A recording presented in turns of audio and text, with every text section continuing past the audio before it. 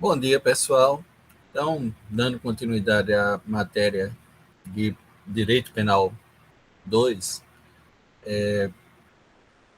tratando ainda da teoria jurídica do crime ou teoria geral do delito, o último dos elementos conformadores do conceito analítico de crime, crime como fato típico, antijurídico e culpável, é a culpabilidade.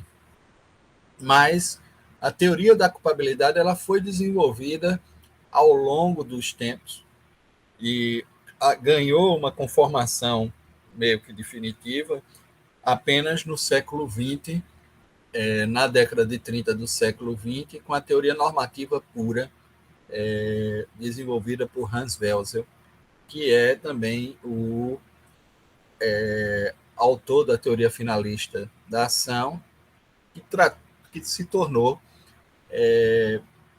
hegemônica no contexto brasileiro, diria só no contexto brasileiro, latino-americano, e foi incorporada na reforma da parte geral do Código Penal de 1984. Né? Se nós observarmos o tratamento dado ao erro de tipo, que exclui o dolo, é exatamente aquilo que está ali no artigo 20 do Código Penal, que vocês já estudaram, é exatamente a, a proposta trazida pelo finalismo. Igualmente, a punição referente à tentativa com a mesma pena do crime consumado, apenas observando um fator de redução, né, de 1 a 2 terços, conforme o artigo 14, parágrafo único do Código Penal. Então, esses elementos dão a tônica de que nós adotamos a teoria finalista da ação. Mas, para fazermos, né, um apanhado da evolução dogmática desse conceito, que se dá entre o fim do século XIX e o princípio do século XX, nós temos ao menos três teorias sobrepostas, né, num curso histórico, que vão importar na construção do conceito hoje da culpabilidade. Inicialmente, em virtude exatamente da proposta Lis-Belli, né, da proposta trazida por esses dois importantes penalistas germânicos, né, exatamente num esquema com relação ao fato típico e ao funcionamento dessa, desses elementos da dogmática penal, nós temos a teoria psicológica da culpabilidade. Então, a análise do crime era feita de maneira bipartida, observando uma análise de natureza objetiva, onde você tinha ali a perspectiva da tipicidade, como aquele elemento que reunia os elementos objetivos, e a análise subjetiva dentro do aspecto da culpabilidade. Isso naquela versão do chamado Tatis Bestan, que eu acho que vocês também já ouviram falar, que é o tipo geral do injusto. Essa perspectiva de um tipo geral do injusto que reúne, né, esses elementos de natureza objetiva e subjetiva num único contexto. Então, a culpabilidade confundia-se aí com o próprio dolo e a culpa. A culpabilidade ela era dolosa ou culposa, e esses elementos subjetivos, eles conformavam, integravam o conceito de culpabilidade. Por isso que é também chamado de teoria psicológica da culpabilidade, porque a culpabilidade teria esse vínculo exatamente com os elementos anímicos da conduta, o dolo ou a culpa, não é? E, obviamente, isso é visto num contexto de tipo total, que era o Tatis Bestan, trazia uma série de problemas, igualmente, para a análise da reprovabilidade. E nós vamos explicar, à medida que a gente trate das demais teorias, né, e traga aqui os elementos conformadores, né, desses núcleos teóricos. Bom, o primeiro, esse tipo total de injusto é apresentado no esquema do fato típico de Belling ainda em 1906, e ali ele publica esse esquema, mas logo em seguida, algumas dessas análises, né, trazidas dentro de um contexto unicamente psicológico subjetivo da culpabilidade, são rebatidos por Reinhard Frank, num texto sobre a estrutura da culpabilidade, de 1907. É um texto pequeno, até eu possuo por aqui, eu estava... que imediatamente inclui os elementos normativos no contexto do conceito de culpabilidade. Daí se pode dizer que o grande reformador da estrutura da culpabilidade, como ela havia sido herdada desde o direito penal canônico e desde a antiguidade, dentro dessa questão, digamos assim, vou colocar aqui o nome, Reinhard Frank, dentro dessa questão propriamente normativa, incluindo os elementos normativos que conformam a ideia da culpabilidade, foi Reinhard Frank. Ele é o autor da teoria, o principal autor da teoria normativa em construção, né? Mas ele continua mantendo, dentro da estrutura da culpabilidade, o dolo e a culpa. Então, a estrutura da culpabilidade em Frank continuaria mantendo o dolo e a culpa como elementos da culpabilidade, somado aos elementos da imputabilidade, da consciência da ilicitude e da exigibilidade de conduta diversa ou da inexigibilidade de conduta conforme o direito. Depende da corrente aí que vocês seguirem, né? Não altera tanto essa ideia de exigibilidade de conduta ou inexigibilidade da conduta conforme o direito. Na realidade, é apenas uma menção a uma situação de exculpação emergente, né, no caso concreto. Nós vamos analisar. Alguns autores chegam até a chamar isso de estado de necessidade exculpante, até porque quando vocês estudaram lá o artigo 24, né, das causas de exclusão da antijuridicidade, viram que a teoria do estado de necessidade ela trabalha numa teoria unitária. O estado de necessidade ele só é justificante, como está previsto no nosso Código Penal. Nós não adotamos a teoria diferenciadora. Isso não impede que observemos, através de outros elementos da dogmática penal e da própria estrutura da culpabilidade, a ideia do estado de necessidade exculpante, né? Ela vai estar presente em outros contextos na análise de casos concretos.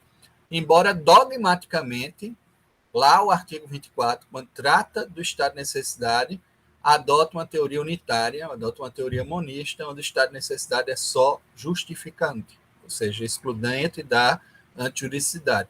Ele não é, em princípio, excludente da culpabilidade. Mas os próprios elementos integrantes da culpabilidade criam uma hipótese de exclusão por inexigibilidade de conduta diversa diante da situação concreta. Mas adiante a gente vai explicar bem cada um desses elementos. A gente vai ver que existem tópicos, né?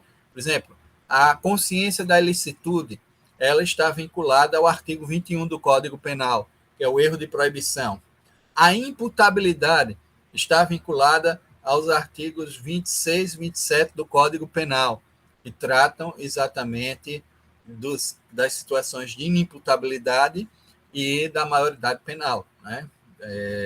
Nós vamos observar esses vínculos, né, em cada um desses parâmetros. E a própria exigibilidade de conduta conforme o direito, ou inexigibilidade de conduta diversa, daquela que acaba sendo adotada pelo agente, vai ter por parâmetro normativo o artigo 22, quando trata da coação moral irresistível e da obediência de ordem superior hierárquico não manifestamente ilegal.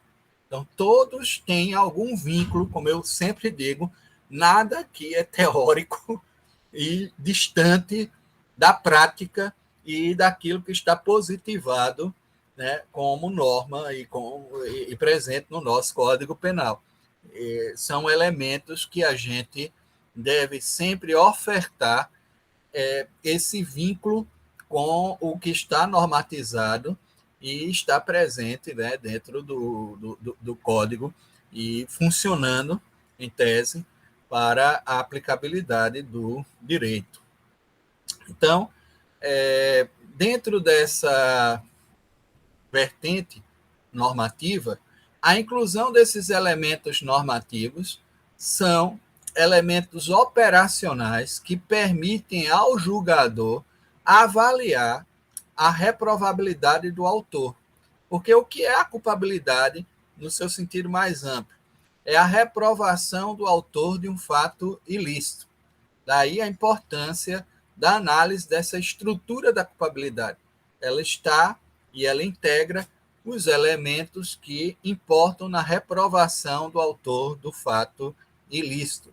Então, o que Frank fez foi emprestar categorias que permitem ao autor avaliar a reprovabilidade, né, que permite ao julgador, não ao autor, permitem ao julgador avaliar a reprovabilidade do autor de uma determinada conduta, embora ele tenha ainda mantido o dolo e a culpa como elementos da culpabilidade, por isso que a sua teoria é denominada psicológica normativa da culpabilidade. Então, nós saímos de uma psicológica pura, onde a culpabilidade era confundida com o próprio dolo e a culpa, com a análise subjetiva referente ao tatis bestam, o tipo total de injusto. Passamos para uma análise psicológico-normativa, onde a culpabilidade... E vejam, tudo isso num curto espaço de tempo, porque, historicamente, a culpabilidade ela sempre foi avaliada como até um juízo de autocensura, né, que estava presente lá no direito canônico, essa perspectiva de que o próprio autor já agia entendendo, compreendendo a ilicitude em que se inseria e, portanto, possuía em si as condições da autocensura, né, da sua conduta. E, portanto, era um vínculo também de natureza psicológico, né, com aquilo que produzia. A gente vai observar que não é bem assim em todos os casos, né? Principalmente nos crimes habituais, onde essas pessoas desenvolvem um papel social que é ilícito e sobrevivem, né, dentro de um ambiente cultural, talvez, que não nos permita agir, né, de forma clara, conforme a norma, mas também não tem essa referência normativa no momento em que praticam a conduta, né?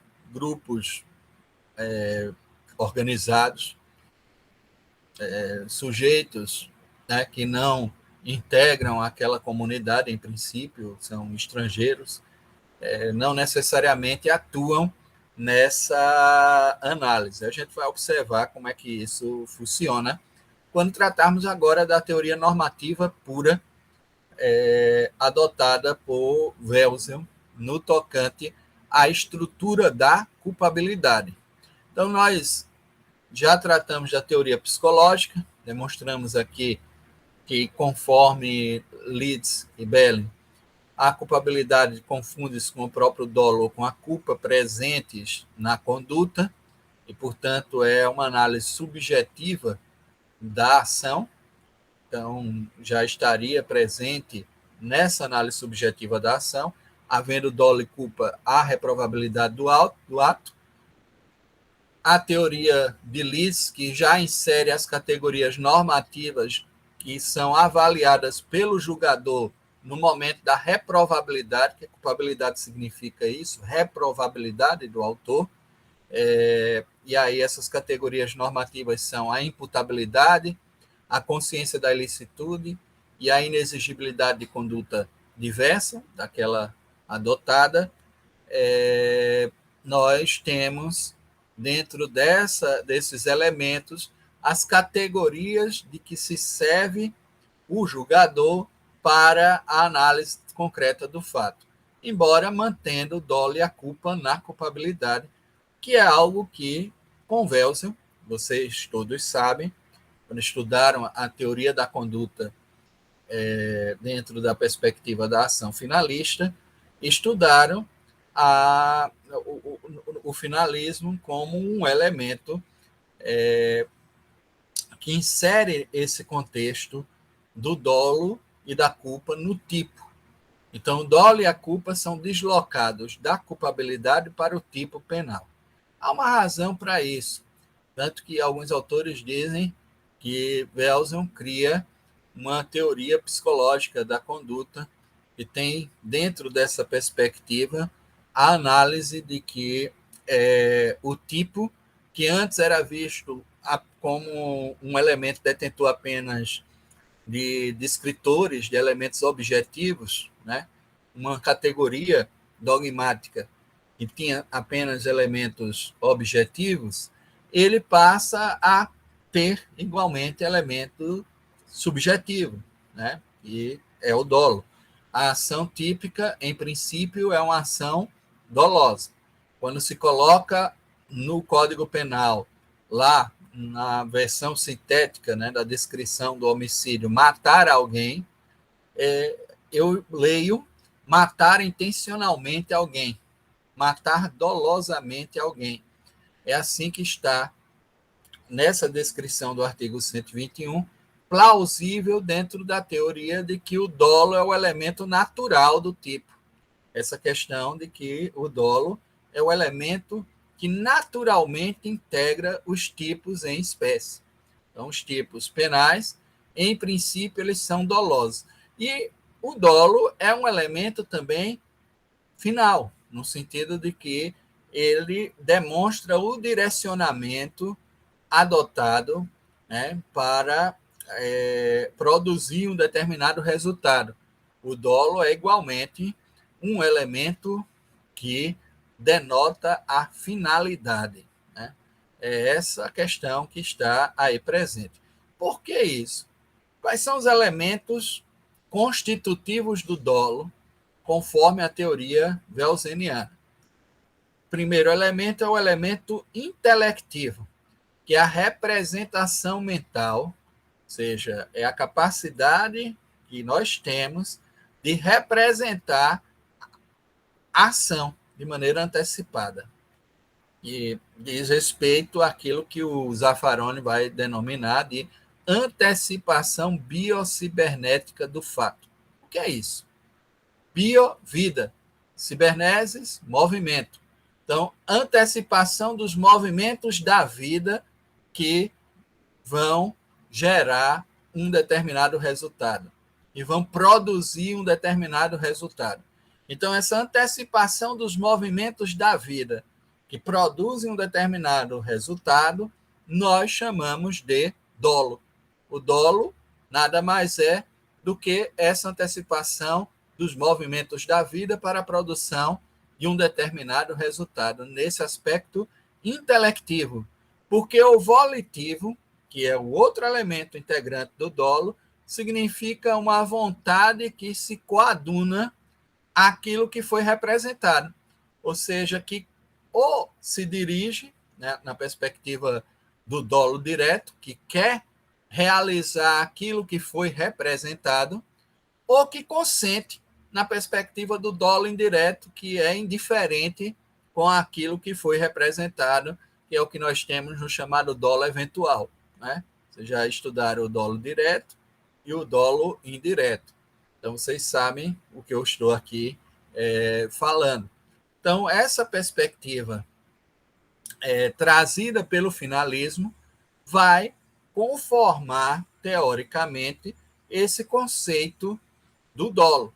De certa maneira, ele vai permitir que, havendo esse deslocamento da estrutura da culpabilidade, mesmo aquela de Frank, que já insere elementos normativos no conceito, mas mantém esse elemento de natureza psicológica, que é o dolo, lá, deslocando-se isso para o tipo, a culpabilidade só ficará com os elementos normativos. É isso que o Welser propõe. Daí a sua teoria ser chamada de teoria normativa pura da culpabilidade. A culpabilidade, ela possui, pela teoria welseriana, os elementos da imputabilidade, da consciência da ilicitude e da inexigibilidade de conduta diversa. Então, ela está formada aí, ou conformada, por esses três elementos centrais, não é? Que são normativos. E uma série de questões são, então, propostas por essa análise. O dolo e a culpa foram deslocados para o tipo. Óbvio que o dolo tem esse elemento da intencionalidade, da vontade, do querer ou do consentir com o resultado que foi antecipado intelectivamente, que foi representado mentalmente. Ou querer realizar aquilo que eu representei, ou consentir com essa realização na hipótese do dolo indireto, do dolo eventual. Então, nós temos, nessa conformação geral, a organização hoje dos elementos que integram a dogmática penal dentro da sua análise, né, mais avançada, né? Exatamente dentro dessa análise trazida pelo finalismo, que é da década de 30 do século passado, não é nada tão atual. Existem correntes hoje que buscam corrigir algumas distorções, né, produzidas também dentro dessa carga teórica almejada e ofertada dogmática pelo finalismo. Não é?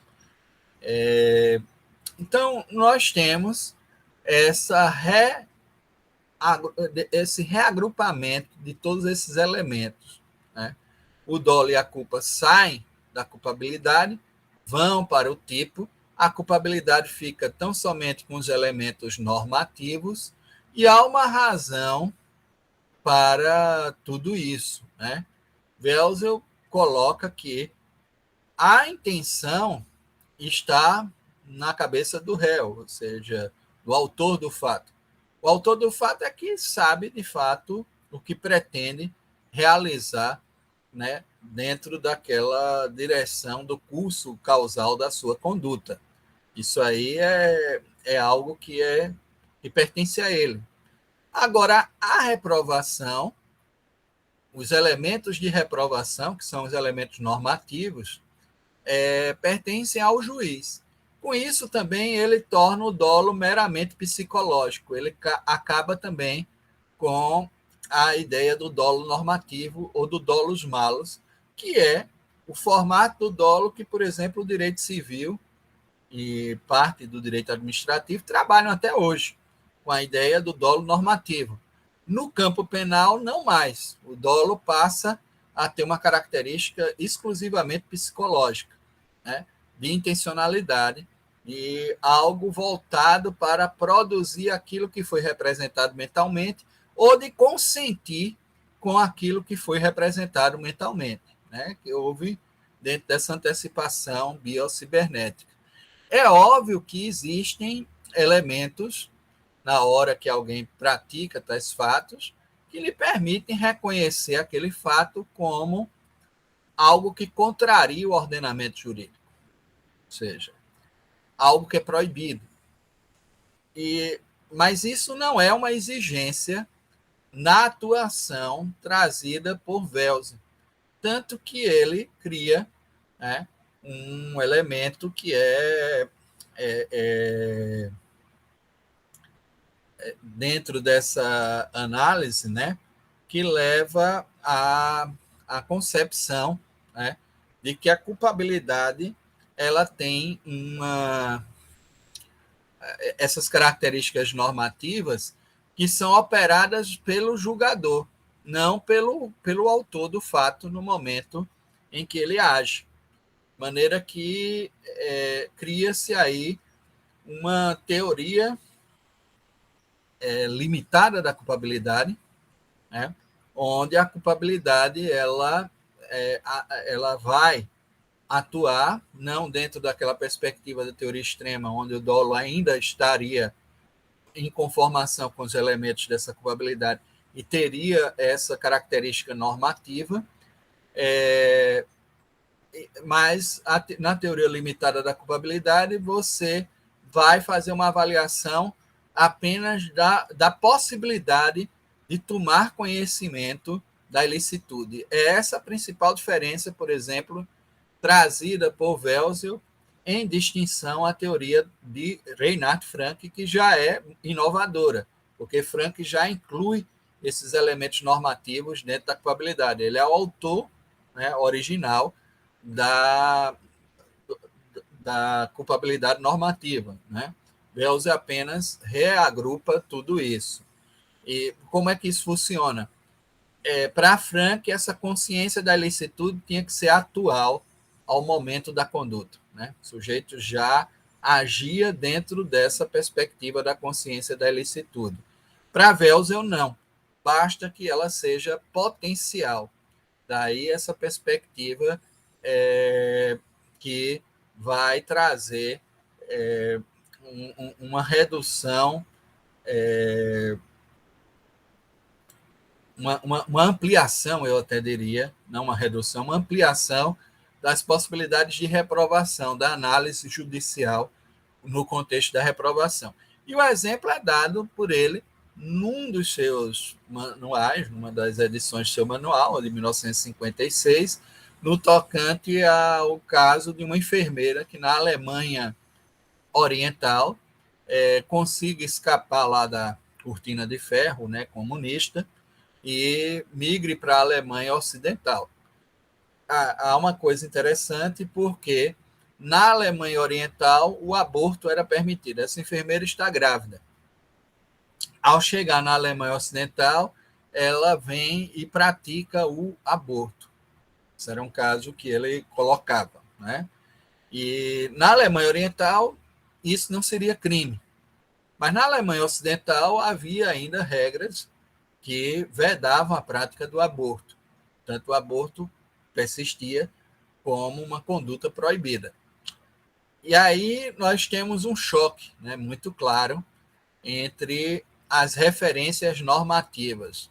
Uma enfermeira que passou a maior parte da sua vida na Alemanha Oriental, onde o aborto era permitido, e tinha essa referência.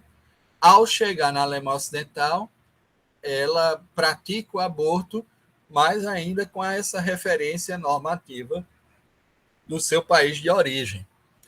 Seria esse fato reprovável ou não? Se fosse pela teoria de Frank, não, porque ela agiu com uma consciência de licitude, não uma consciência de que aquilo era proibido, né? A ação dela foi programada conforme essa referência normativa original. Então, ela não imaginava que estava praticando algo proibido. Já para Welsel, essa ideia da potencial consciência da ilicitude, ou seja, de se levar em conta se há ou não a possibilidade de conhecer a ilicitude daquilo que se está praticando, a gente vai observar que existem alguns elementos que permitem isso. A língua, por exemplo, não era um impeditivo para se informar. Essa perspectiva da informação com relação ao conteúdo proibido ou não da conduta que se está praticando. Então, existe essa possibilidade de se informar.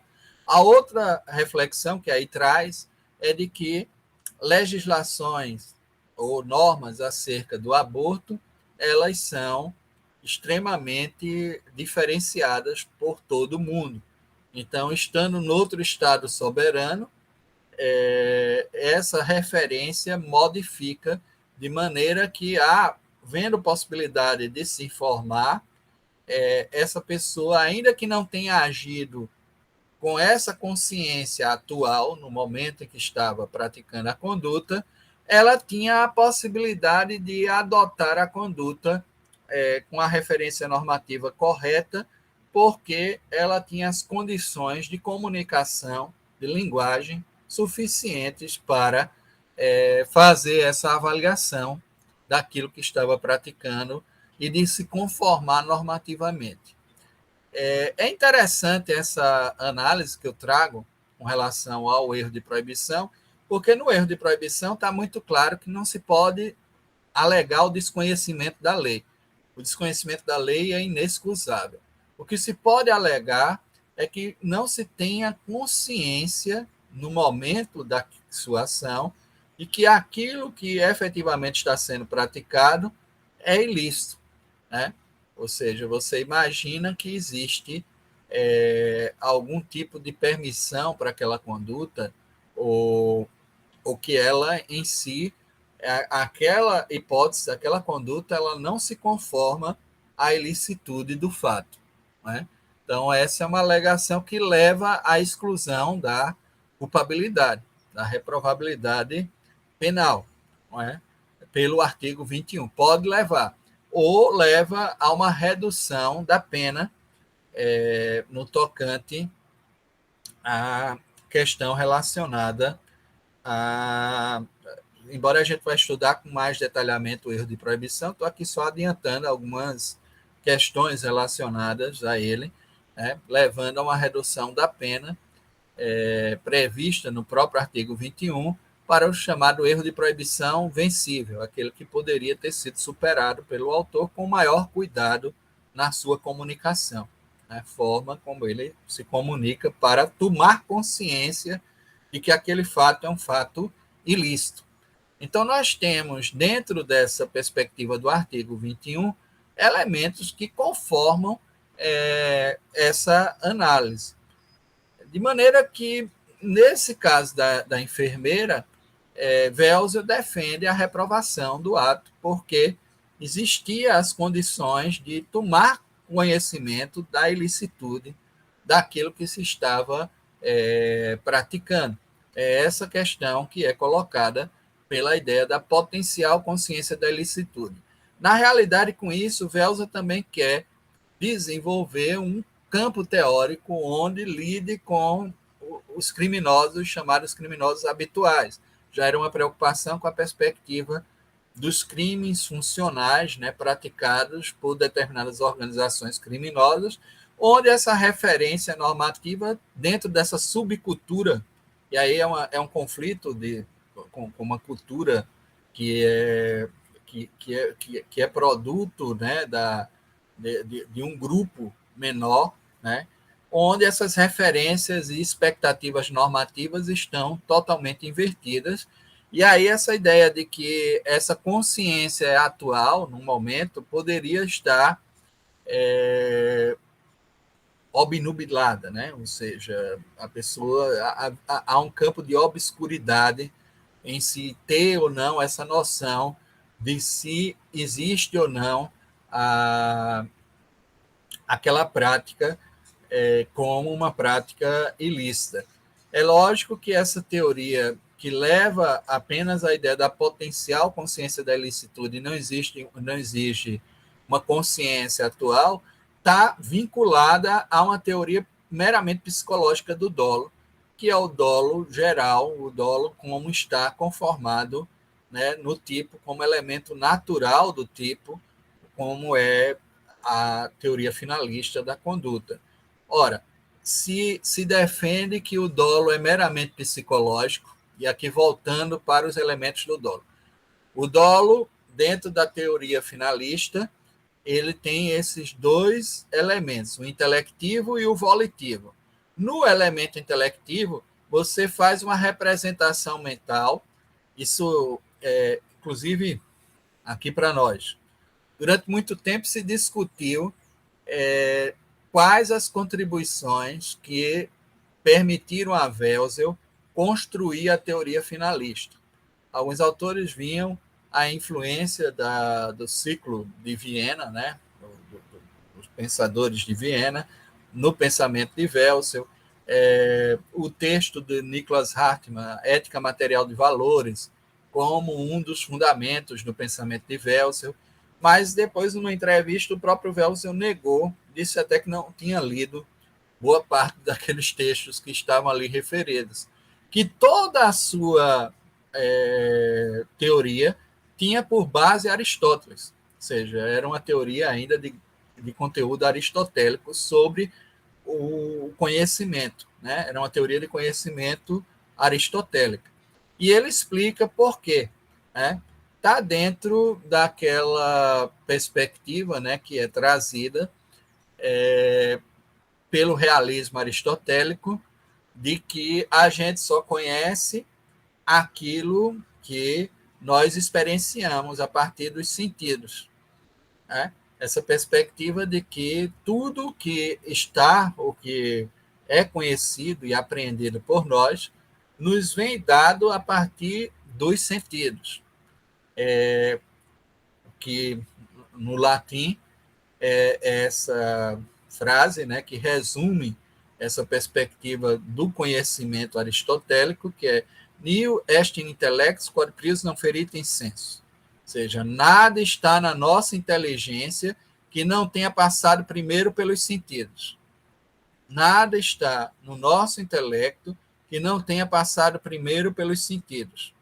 Era essa a noção que Welser dá na perspectiva da representação mental daquilo que eu vou praticar.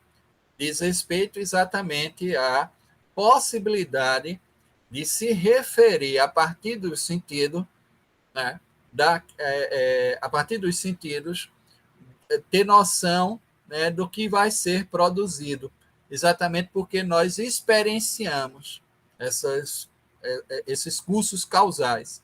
Esses cursos são experienciados, os nossos sentidos são aptos a captarem e, portanto, eles sabem o que vão produzir.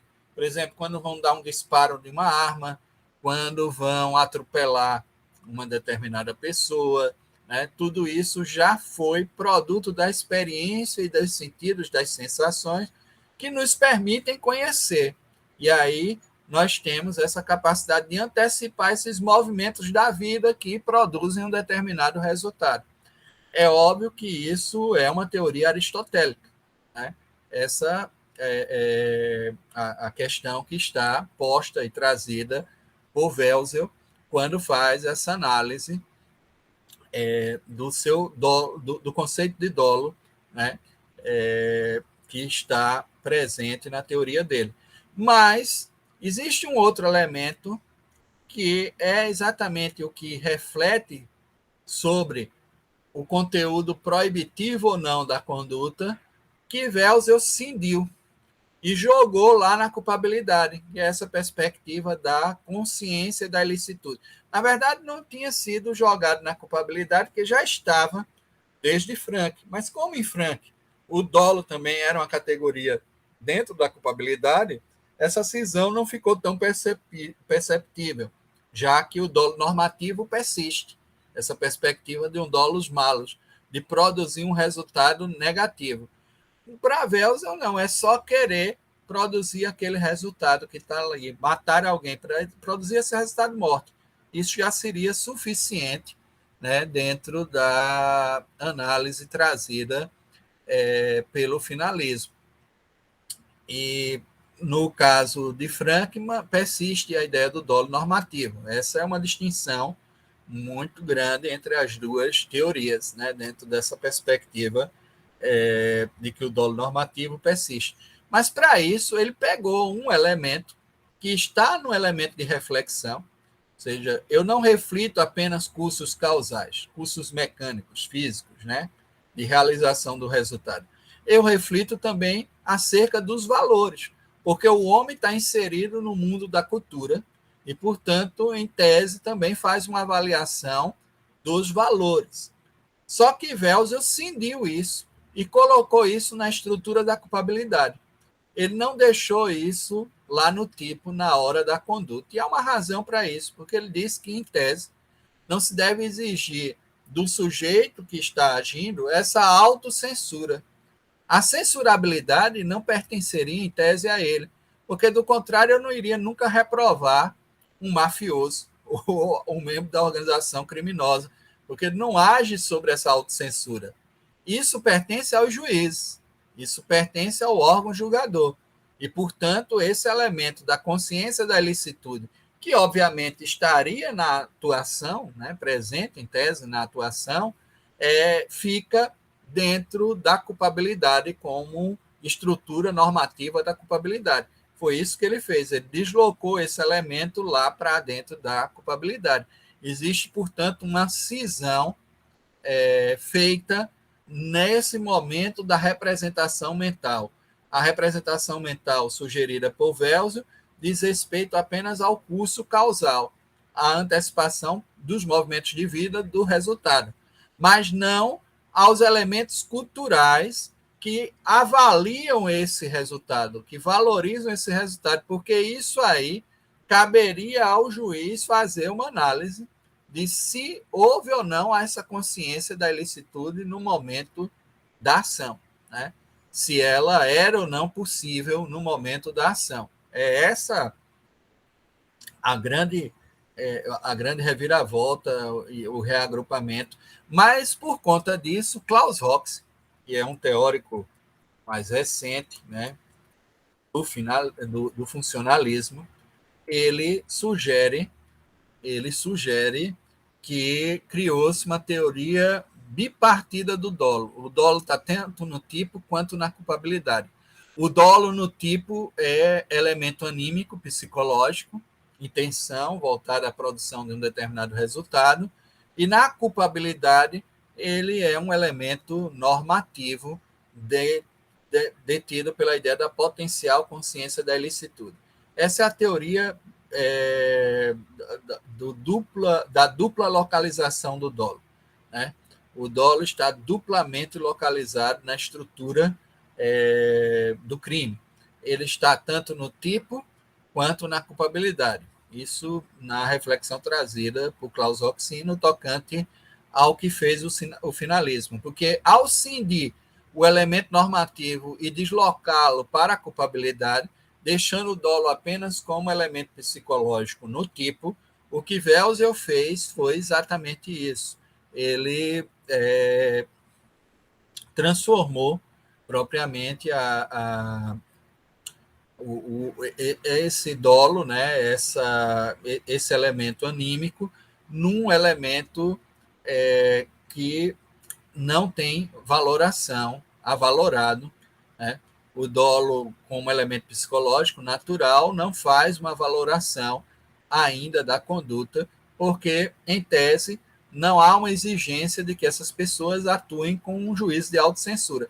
Por isso que ele coloca essa ideia de que é possível reprovar aquela enfermeira que eu falei. Ainda que ela agisse com uma referência normativa de licitude daquilo que praticou, e no momento da ação não imaginasse que estava praticando algo proibido, há uma possibilidade de informação, há uma possibilidade de comunicação, é potencial essas condições de tomar conhecimento da ilicitude, a potencial consciência da ilicitude que está presente na conduta e, portanto, ela poderia ser reprovada, ainda que não agisse sobre uma autocensura. Essa autocensura não é mais exigida, não estaria dentro do campo de exigência para análise do julgador. O julgador faria essa avaliação de maneira mais aberta e dentro dessa análise, né, trazida pela consciência da ilicitude, que hoje deve ser avaliada pelo órgão julgador, não é algo que está na própria conduta, na própria ação trazida pelo sujeito. Então, com isso, a culpabilidade dentro da teoria normativa pura, passa a ter elementos exclusivamente normativos, que são a imputabilidade, a potencial consciência da ilicitude, ou a possibilidade de tomar conhecimento da ilicitude do fato, daquilo que se pratica, e a inexigibilidade de conduta diversa, ou exigibilidade de conduta conforme o direito. Isso vai depender do manual ou da corrente que vocês, embora não altere absolutamente nada no tocante a essa estrutura que é normativa da culpabilidade, certo? E essas categorias normativas são operadas pelo julgador no momento da reprovabilidade do autor de um fato. Fiz aqui uma análise, né, mostrando como isso tudo se desenvolveu, né, saindo daquela versão de Leeds-Belling acerca de um momento subjetivo de análise que se confundiria diretamente com o dolo e a culpa, e todas as dificuldades que isso trazia, inclusive para a avaliação, por exemplo, da tentativa. O próprio crime culposo não tinha, e ainda hoje é uma questão complexa, né? Evoluiu-se bastante na teoria do fato doloso, mas a explicação do fato culposo, primeiro porque a gente imagina a culpa dentro de um vínculo psicológico, né? Dentro daquelas categorias de culpa grave, média, leve, levíssima, né? Ainda trazida pelo direito civil, pelo direito romano, direito civil, quando, na realidade, no campo penal, ela também é um elemento de natureza normativa. Porque como é que eu averigo a culpa? Por um fator geral de inobservância do dever objetivo de cuidado. A culpa nada mais é do que uma inobservância do dever objetivo de cuidado. Hoje, inclusive, aquelas categorias comuns com as quais normalmente a gente lida com a culpa, né? Negligência, imprudência, imperícia. Basicamente, a ideia da imperícia persiste porque é a perspectiva de ter uma habilitação para agir, né? A exigência que antecede a conduta de que você tem uma qualidade de ação, uma qualidade para agir, e quando você não detém e você ainda assim age, é até imprudente, né? No sentido de que você age mais do que deveria agir. Mas na imprudência e na negligência há uma dificuldade muito clara para você posicionar essa conduta.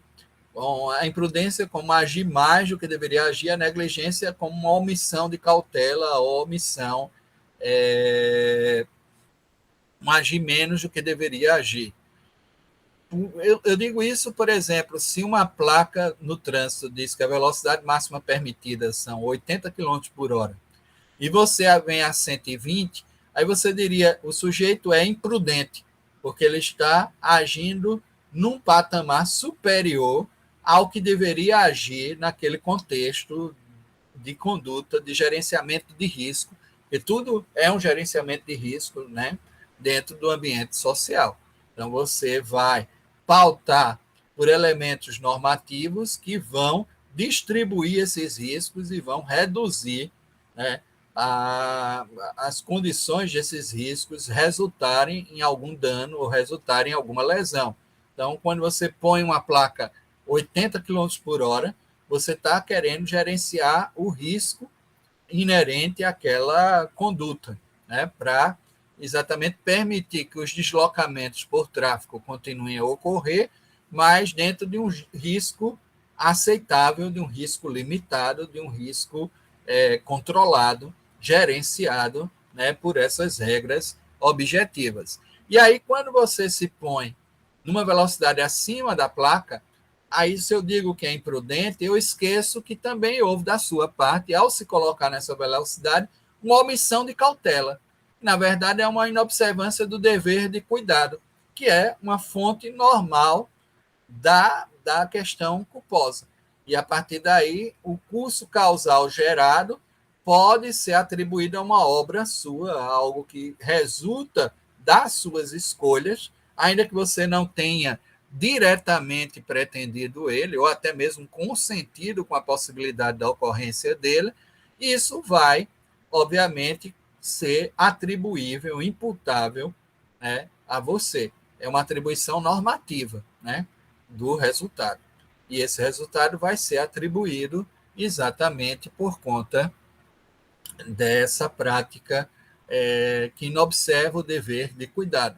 Então, a culpa acaba sendo um elemento normativo, né? Não pode-se nem falar que é um elemento psicológico, porque eu vou ter que avaliar isso de dizer apenas que a culpa é um desvio da finalidade, como explica o finalismo, é insuficiente, né? Porque não é só essa pressuposição da finalidade, ou seja, haver um desvio de finalidade, que é claro quando a gente chama a atenção no caso lá da enfermeira que vai aplicar uma injeção, não é?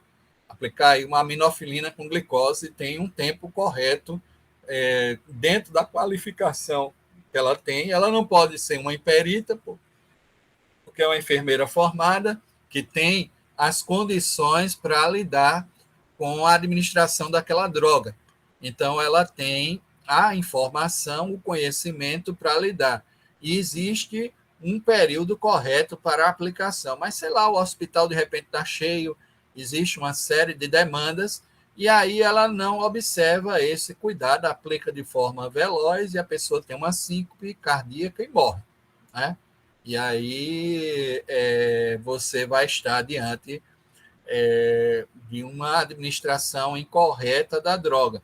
Ainda que ela tenha por objetivo a cura do paciente, esse desvio do cuidado, esse desvio de finalidade, vamos supor que ela acaba produzindo a morte, não é um mero desvio de finalidade, né, por conta da finalidade curativa que era observada anteriormente. Isso acaba sendo produzido por uma inobservância do dever objetivo de cuidado, que era a administração correta daquela droga naquele instante, naquele momento, onde ela deveria ter produzido isso dentro das regras técnicas, né, observando bem direitinho tudo que lhe era demandado para alcançar esse resultado. Portanto, nesses casos, eu vou ter que fazer essa avaliação, isso dentro da ideia do tipo culposo, na inobservância do dever objetivo de cuidado. Uma outra questão com relação aos tipos culposos é que todo tipo culposo é um tipo penal aberto. Por que é um tipo penal aberto? Porque tem esse elemento normativo que deve ser ajustado aos casos concretos. E eu não tenho como descrever, em princípio, todas as formas da culpa. A culpa ela surge da análise de caso concreto e eu vou ter que fazer essa adequação normativa no caso concreto e observar, né, esses elementos integradores no caso concreto, no tocante à culpa. Então, desenvolver a teoria do tipo culposo é hoje um dos grandes, digamos assim, uma das grandes tarefas da dogmática penal. Existem alguns autores, como Juarez Tavares, que já avançaram muito, né? Criaram ele tem um texto fabuloso, né, sobre essa questão do tipo culposo, que é o direito penal da negligência, exatamente assumindo o termo negligência para a culpa, excluindo os demais, porque ele vê a ideia da inobservância do dever de cuidado como uma omissão de cautela. Sendo uma omissão de cautela, é sempre uma negligência. A gente que omite a cautela ao dirigir a 120 quando deveria dirigir a 80. Então, estou omitindo a cautela entre o dever objetivo de cuidado que me é exigido nesse gerenciamento de risco. Existem outros autores que trabalham com a teoria da imprudência, buscando, obviamente, com o termo imprudência, afastar culpa de culpabilidade, porque a culpabilidade tem essa noção mais ampla de reprovabilidade do autor do fato. E a culpa stricto sensu é aquela que integra o tipo e diz respeito à imprudência do agente, e aí seriam delitos de imprudência ou teorias da imprudência que vão lidar com essa inobservância do dever objetivo de cuidado. E isso para a análise propriamente da conduta e não da reprovabilidade do autor. A reprovabilidade do autor está noutra dinâmica. Né? Quando eu digo que alguém é culpado, eu estou falando aí em termos de reprovabilidade, mas não de que se ação, porque ele pode ter sido culpado numa ação dolosa, ou culpado numa ação culposa. A ação dolosa ou culposa já foi analisada, já foi conhecida dentro de um procedimento próprio para se chegar a essa questão da reprovabilidade do autor. Não é?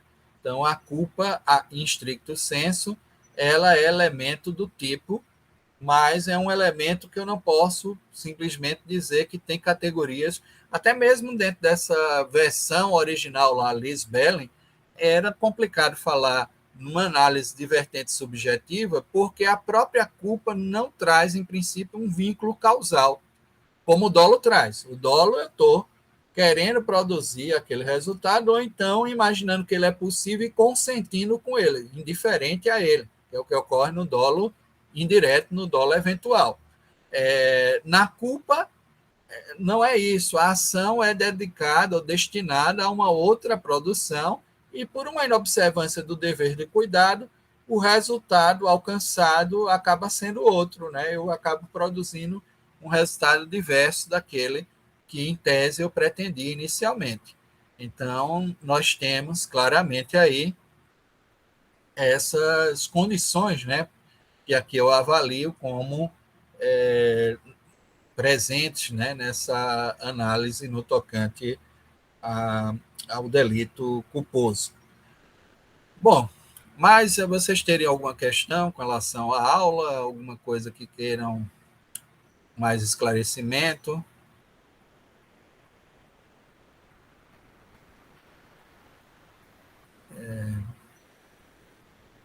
Algo? Professor, Diga aí, Bárbara.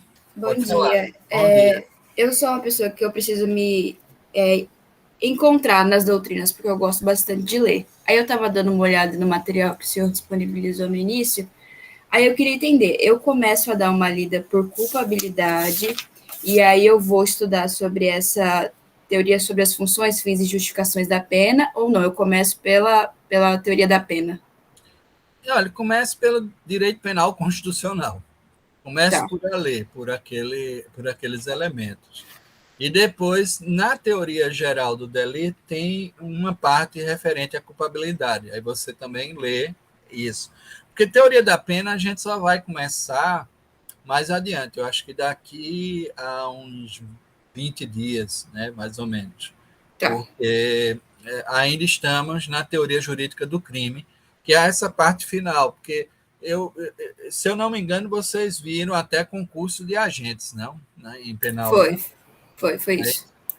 E aí essa parte não é vista porque concurso de agentes tem relação com o tipo penal.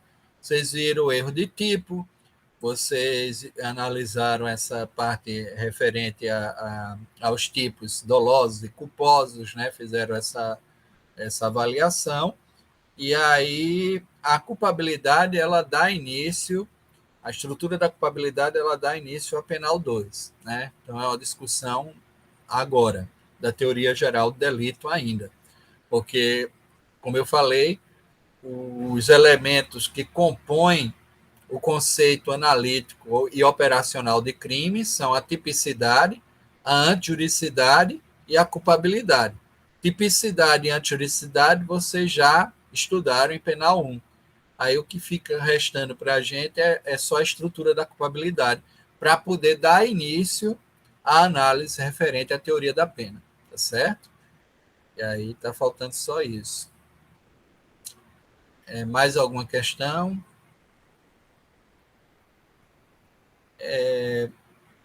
Vejam só, Welser é muito criticado por autores contemporâneos, né, entre eles o Francisco Munhoz Conde, e fez uma análise das intenções reais, né, trazidas pelo finalismo, exatamente pela contribuição dada pelo finalismo ao nacionalsocialismo, ao nazismo, né, na Alemanha. E aí ele observou que houve realmente uma disputa com relação às várias correntes teóricas para se entender qual delas se afinava e resolvia alguns dos problemas relacionados a lidar, principalmente com essas categorias ou classes perigosas à segurança nacional germânica, né, dentro daquela visão trazida também pelo nazismo, que isso incluía os judeus, já que não tinham uma afinidade nacional, os ciganos, que geralmente eram povos nômades, né, que vinham do leste europeu, principalmente de regiões da Romênia, né, mas que se instalavam, né, em diversos países europeus como comunidades próprias e menores, né, as pessoas integrantes de organizações cuja a criminalidade ou inimizade à comunidade normativa comum ela fosse mais permanente, e aí isso incluía os socialistas, incluía também membros de organizações criminosas, parcela das comunidades islâmicas também que migraram. Então, a ideia era que era uma corrente comum na Alemanha, desde do medievo, lidar com os indivíduos estranhos à comunidade. Essa era a grande questão. Como eu vou lidar com os indivíduos estranhos à comunidade? Porque eles têm uma outra base cultural que muitas vezes se demonstra contrária à nossa identidade normativa, à nossa identidade hegemônica. E isso foi sugerido por Welser, por exemplo, quando ele diz que pune-se a tentativa com a mesma pena do crime consumado, a depender de como eu vou pontuar essa tentativa, acaba que eu estou valorando muito mais a subjetividade, ou seja, as intenções, do que os resultados. Porque eu estou equilibrando a coisa aí, tornando a tentativa com a mesma pena do crime consumado, que é uma abstração. É como se eu fizesse uma avaliação, vamos supor num caso concreto, é como se eu fizesse a avaliação da pena de alguém que tentou matar, e eu vejo, às vezes, se tentou matar, a morte não foi produzida, a vítima pode até comparecer no julgamento, então a vítima está ali, viva na minha frente, mas eu tenho que fazer a avaliação, é uma abstração isso. Eu tenho que fazer uma avaliação como se ela estivesse morta. Eu devo punir aquela tentativa com a mesma pena do crime consumado, que seria o que resultou a morte daquela pessoa, né? Então, essa é uma questão. Mas isso leva também a uma antecipação da repressão, né, em alguns casos, e isso demonstra uma expansão punitiva, uma expansão do poder de punir do Estado, que muitas vezes a gente, que passa despercebido, né, mas que a gente precisa ter essa noção, né, de como essas coisas meio que funcionam. E também no tratamento dado ao erro de proibição, ao se classificar essa perspectiva de que essa referência cabe ao julgador e não a uma autocensura, ele traz problemas nesses choques, né, culturais, porque vai praticamente dizer que essas pessoas não podem alegar o desconhecimento da lei e não podem dizer que não conheceram o fato ou que agiram sobre uma outra referência normativa, porque se elas estão dentro de um Estado, essa perspectiva até schmittiana, né, de que a soberania do Estado ela conserva a possibilidade de definir seus inimigos e de poder gerar também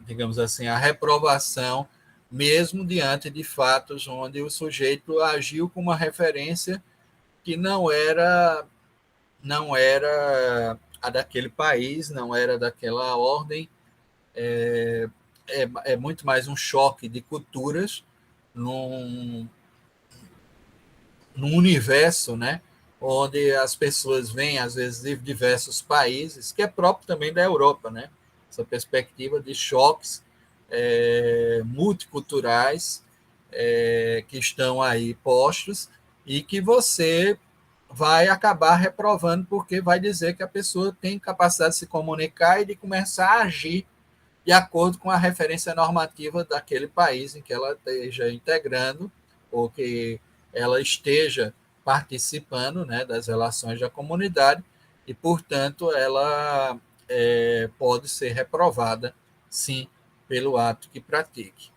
Né? Então, essa questão traz exatamente essa discussão com relação a essas identidades perigosas ou suspeitas, que faz com que a teoria welseniana tenha sido um instrumento, um mecanismo hábil usado pela magistratura que legitimou, inclusive, o nazismo. Né? Então, é por isso que alguns autores têm buscado alternativas em relação ao finalismo. Há autores como o Colbo de Rosal e o Vives Anton. Vives Anton, que foi o orientador do professor Rômulo Paletó, ainda mantém as teorias causalistas, né, e buscam fugir, né, das reflexões trazidas pelo finalismo exatamente por uma resistência às consequências, muitas vezes autoritárias, produzidas a partir do finalismo. Então, há uma resistência de alguns autores espanhóis democratas, né, e são autores críticos, como é o caso do professor Vives Anton, ao finalismo. Só que aí ele volta para uma corrente anterior, que é do causalismo, que a gente sabe que também traz problemas, porque não consegue explicar a tentativa. Há alguns problemas com relação ao deslocamento, né, com relação à classificação dos crimes, né, de forma correta, e não temos como escapar nesse. E outros trabalham dentro da perspectiva funcional, como é o caso do Klaus Rox, né, que também, em tese, foi um dos discípulos do Welsel, mas partiu para uma vertente mais democrática, e aí consegue construir, corrigir. A perspectiva é mais de correção dessas distorções trazidas pelo finalismo, mas não de uma substituição completa das contribuições trazidas por Welsel à dogmática. Então, essa talvez seja a corrente mais adequada da gente seguir, né? Essa perspectiva de uma correção de qualquer distúrbio mais expansivo do poder de punir, ou que decorra, ou daí que se desdobre algum tipo de autoritarismo, do que propriamente evitar, né, por completo a teoria finalista. No contexto latino-americano, o finalismo ele é hegemônico, inclusive o próprio Eugênio Raul Zaffaroni, apesar dessas críticas feitas por Munhoz Conde, adota, né, dentro da sua estrutura dos seus tratados, né, a corrente finalista. Então, hoje a gente pode dizer que o finalismo tornou-se hegemônico no Brasil e na América Latina, e, portanto, o Código Penal nosso, na reforma da parte geral de 84, adota as soluções finalistas, tanto para a tentativa, quanto para o erro de tipo e o erro de proibição. Né? Então, eles estão claramente aí evocando boa parte daquilo que eu falei hoje na aula, tá certo? Então, é preciso entender um pouco esses desdobramentos para que a gente possa prosseguir. Às vezes eu tenho que fazer uma recapitulação, né, de alguns conteúdos anteriores. Me desculpem, às vezes está voltando, né, tanto, mas eu acho necessário para que a gente possa avançar, né, possa entender. E foi o que a gente fez com relação à teoria do dolo, que com certeza vocês já estudaram, já sabem, já tem todo o material, né, para lidar com esses conceitos. Bom, mais alguma questão? Estão acordados? Esse horário é complicado, né? Mas eu acho que a gente vai conseguir.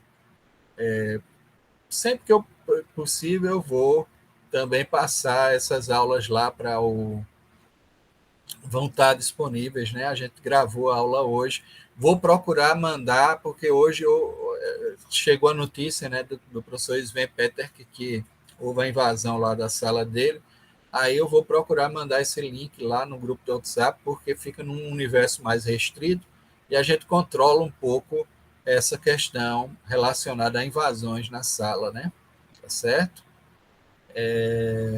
E outros materiais também, à medida que vocês foram demandando. A gente também está na seleção aí da monitoria, eu acho que para a semana devemos ter o resultado, né, da monitoria, e ficou até hoje. Se bem que eu só abri monitoria para Penal 1. Não sei se teremos monitores em Penal 2, mas a gente vai vendo aí. Pode ser que surja algum estagiário docente e tudo, a gente consiga estar com ele aqui, tá bom?